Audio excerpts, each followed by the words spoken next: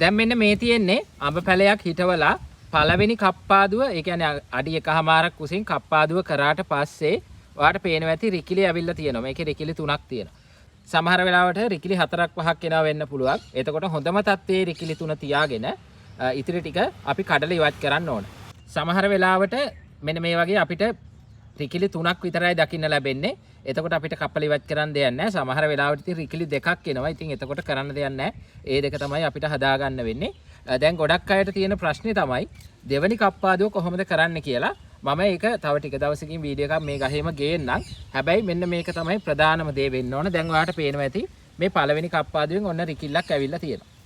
ඊළඟට මේකෙන් එනවා තවත් රිකිල්ලක්. ඒ කියන්නේ මේ පළවෙනි එක, දෙවෙනි එක, ඊළඟට තුන්වෙනි එක ආවට පස්සේ තුන්වෙනි එක අපි කපලා ඉවත් කරන්න තමයි ඕනේ. ඒ විදිහට තමයි අතු බෙදලා මේක V අකුර හැඩයට ආලෝකය ලැබෙන විදිහට හදාගන්නේ. දැන් මෙතන පොඩ්ඩක් පෝෂණයේ මදි වගේ තත්ත්වයක් තියෙනවා. මේ එක රිකිල්ලක් ටිකක් දුර්වලයි වගේ තියෙනවා. ඒ නිසා මම මේකට පෝර ටිකක් දාගන්න තමයි වැළුවේ. එතකොට අපි මුලින්ම මේ ගහ වටේ පොඩ්ඩක් සුද්ධ කරගෙන ඉන්න ඕන.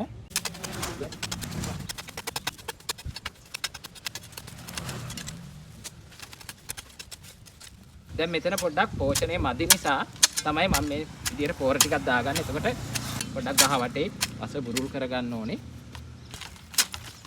මුල් ගමන් කරන්න පොඩ්ඩක් පහසු වෙන්න. මේක තාම පොඩි පැලයක් නිසා මම මුල ඉඳලා අඩියක් විතර වගේ ඈතින් තමයි පොහොර ටික දාගන්නේ.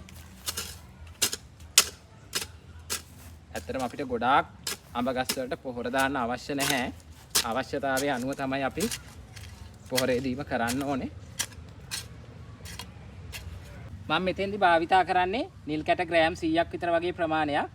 ඔයාට යාරමිලා වගේ පොහොර එකක් වුණත් භාවිතා කරන්න පුළුවන්. මේකට විශේෂයෙන්ම යූරියා නම් භාවිතා කරන්න එපා.